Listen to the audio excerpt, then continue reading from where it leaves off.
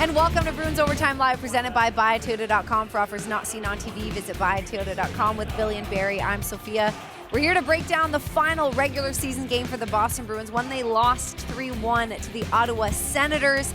It's 2 losses in a row, guys. Lots to get to from this game as we look ahead to the postseason. But first, focusing in on the last couple games in the second intermission, we were saying not very happy with what we've been seeing, but the third period was a bit of a different story. A little blunder cost them at the end. Yeah, it was a different story. Is it a silver lining? I don't know. I hope it's a sign of things to come in 4 days. Yeah. Right? But they got to finish more. Now they didn't run into. Their goaltender was phenomenal. Yeah, phenomenal. And Forsberg, we'll talk about him in a little bit. But Barry, okay, they got going. They ended up getting a power play goal. That's the most interesting thing of this game, in my eyes, is they got that.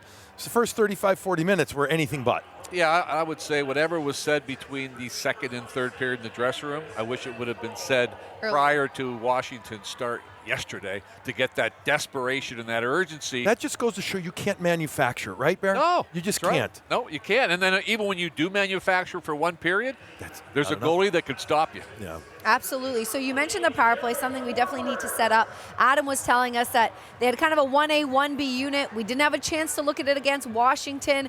Didn't know we were going to have a chance to see it today, but we did, and it capitalized, and it had some really good looks outside of that as well. So let's show you this goal. Yeah, both they had 2 power plays in that third period. They both looked sharp. This was the first one, of course, and the Bruins did a good job, as Brick had talked about. A great entry, but good patience here, moving around. Shattenkirk gets it down on net. Zacha gets the rebound and roofs this thing, but really good entry with good speed through the neutral zone, Billy. It was, and you and I talk about not being the biggest fans of the kickback, but here they have the, as Brick likes to call it, double barrel, and they make it work real well. They get in. I think the best part about this play was the decision by Shattenkirk to finally punch. Not finally, he punches it through. There's 2 guys in front. The caroms off a leg, goes right to Zacha, who backhands it. But we had seen numerous times earlier in this game, folks, where the D hadn't gotten the puck through. Here, Shattenkirk does it. Zacha picks it up, controls it, roofs it. And again, to me, it's a culmination of all the chances that the Bruins had.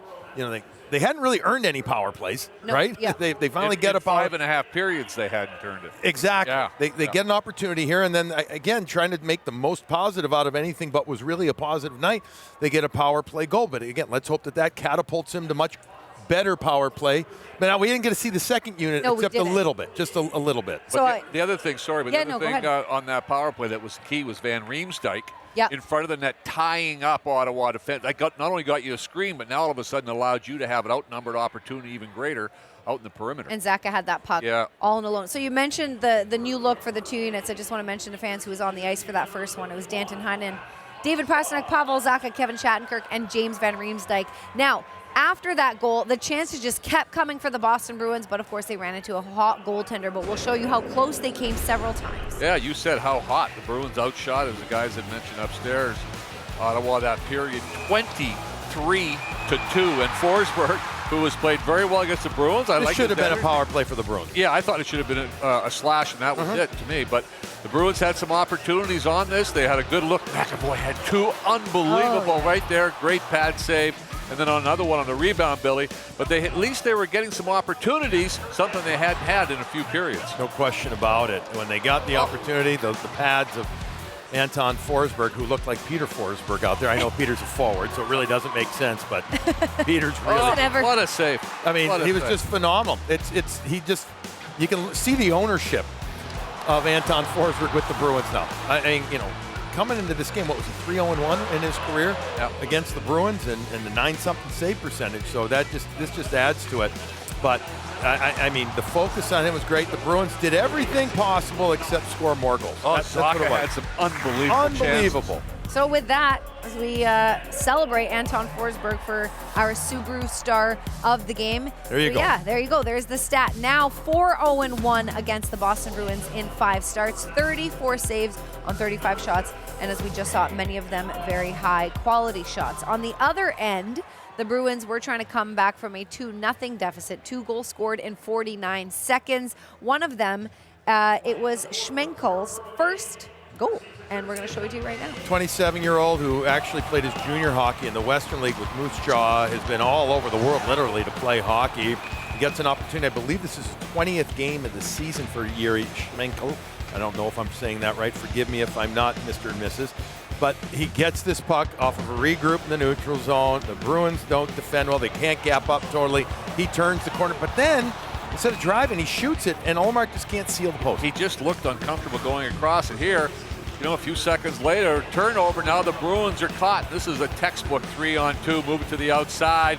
Get Chychrun coming late. He's able to get a shot as Ullmark again. So to your point, Sophia, that 49 seconds right there took it away. I think right there, Billy, if the Bruins had only given up one, okay, I think they're fine. The two really was a kind of a killer at that point in the hockey game. Yeah, so bigger picture storyline here. Yesterday, with a win, the Bruins could have clinched the Atlantic. Today, with a win, they could have clinched the Atlantic because they lost in regulation. They need Florida to lose in regulation to clinch the Atlantic. So let's take you to the game that's currently going on. Toronto at Florida, scoring flurry for the Panthers as Brandon Montour scores the fourth goal, Florida goal, of the second period, putting the Panthers up 4-2. Yeah, they were headed down into 2-0. the third, and they were down 2-0. So 4 unanswered. And that's where we stand. So if this continues this way, the Bruins will take on the Toronto Maple Leafs. If the Leafs come back to win it and Florida loses in regulation, it'll be the Lightning for the Boston Bruins. We are definitely going to update that by the end of the... And I know, I don't want to say this isn't, this is, I want to say unlikely. What would it be? This is if you get this far, but the Bruins, by not even getting to the 111, let's just say they made it to the third round, but the Rangers didn't. There's no chance now for home ice I'll whatsoever. worry about that later. I was going to say, well, that would be the best bad problem to have to worry about. One series at a time. I know. I'm with you. He's trying to be Mr. Positive, All right, guys, as usual, we have a lot more to come on Bruins Overtime Live. We're going to get more reaction to the 3-1 loss for their regular season finale against the Sens. Plus, Andy Brickley goes one-on-one with head coach Jim Montgomery after the break. And later on in Bruins post-game final, we're going to look back on Trent Frederick taking home the coveted 7th Player Award. Stay with us. Earlier today, Jack Edwards was honored for 19 seasons broadcasting with the Boston Bruins, and here he is after that on-ice ceremony. Jack, putting on your headset, joining Brick in the booth. You're home, your second home, and now you're with us on set. We've been going over your memories and some of your best moments, which hard to choose from, so many, but why don't you maybe put into your own words this whole experience? The whole experience is a 19-year joy ride in the end of a 45-year career. I'm having trouble forming words, and they can't find out what is wrong with me, but I'm gonna gut it out in probably Toronto. And I cherish the Bruins tribe for staying with me. And I leave not with a heavy heart, but all smiles, because this has been a fantastic career, because I've never had to leave my beloved New England. And 45 years in this business, that's good enough for me. It's a great accomplishment indeed. It really, really is. And you said you can't put it into words, but you know what? You don't need to, because you were an artist with your words, and that really paints a picture of your passion. Yeah, and the frustration is the whole thoughts in my brain, and I can't get it out of my mouth in time. And the game keeps speeding up while I keep slowing down. And it's time to get off the ice, and I've had a good shift, and fresh legs need to cowboy over the boards, Well, talk about as you had that shift, you weren't out there by yourself. You had your partner for 19, and you had some nice words. We had a great time with him before the game. How about Brick? Yeah. Brick is the most fascinating mind I've ever met, because he has an encyclopedic memory over decades and back 30 seconds.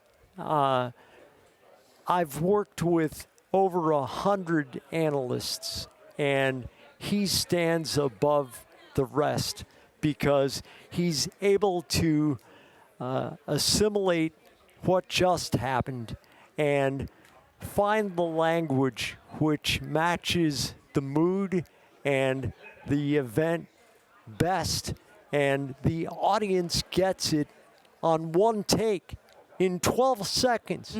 And I've learned the game through his vision, and all of us have around New England, and he's a better man than he is an analyst. And I've grown as a person knowing him.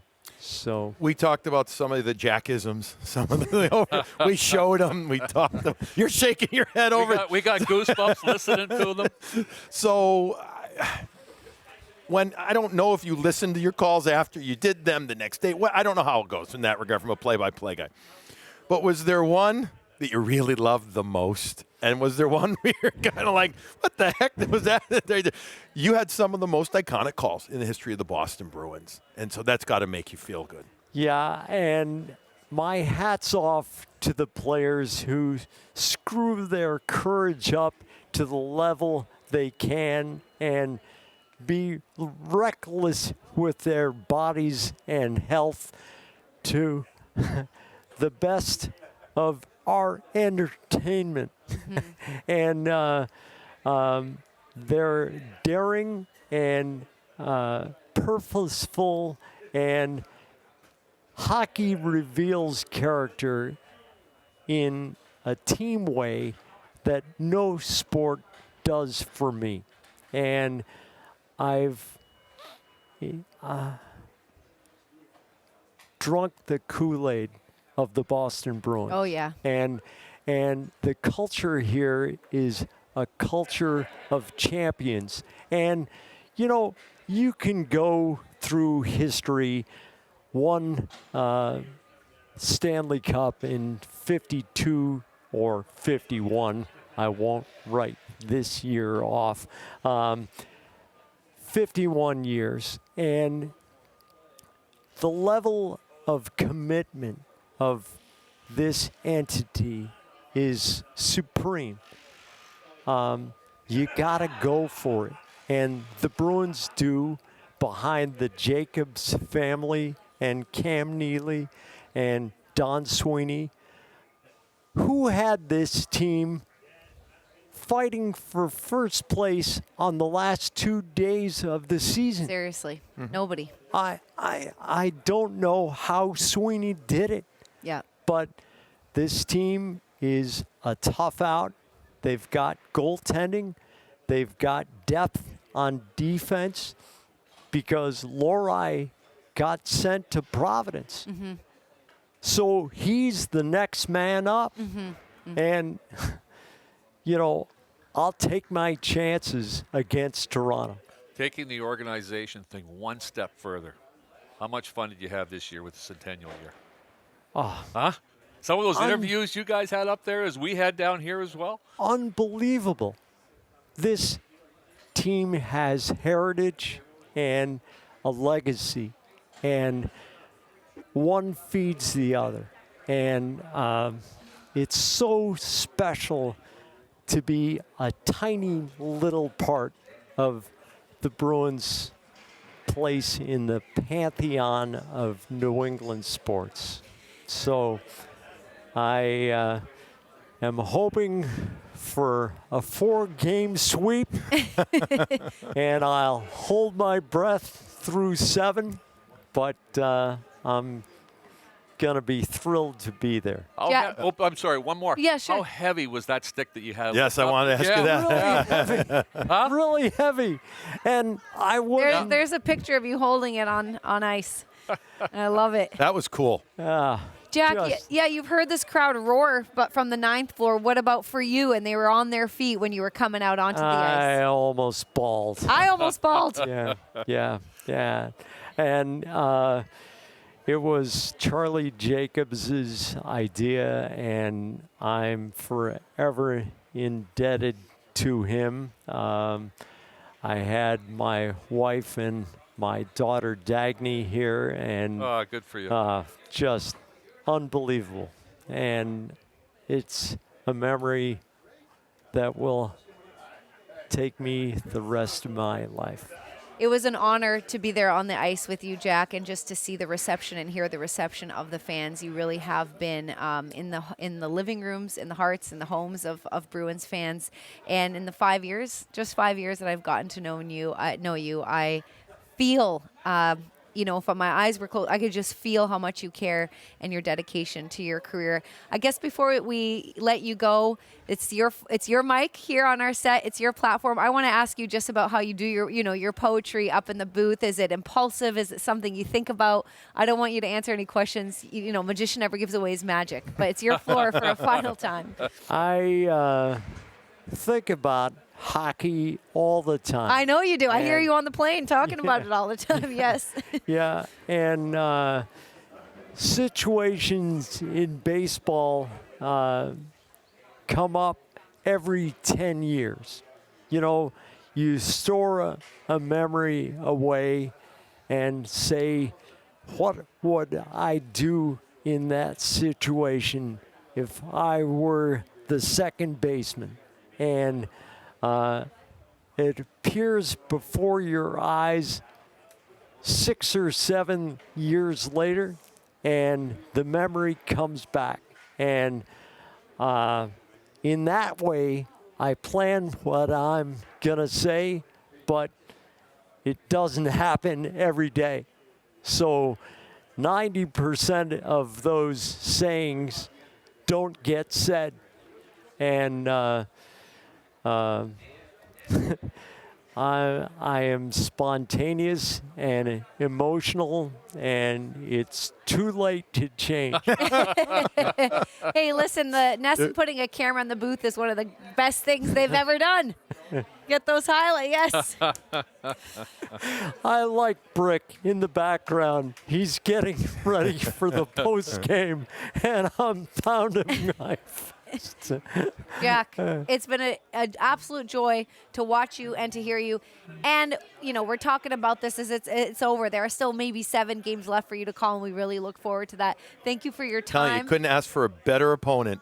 Yeah. Yes, This is for perfect for you, for Jack. And Yes. us to hear more of the Leafs or mulch. Yes. All about, Yep. about we, not about me. Not a guy. We love you, Jack. Iconic run, my friend. Unbelievable. Yep. Unbelievable. Thanks. Thank you for being with us on set. And guys and girls at home, coming up, we're going to go over the 7th Player Award again. Trent Frederick, the recipient, well-deserved. We'll dive deeper into that right after.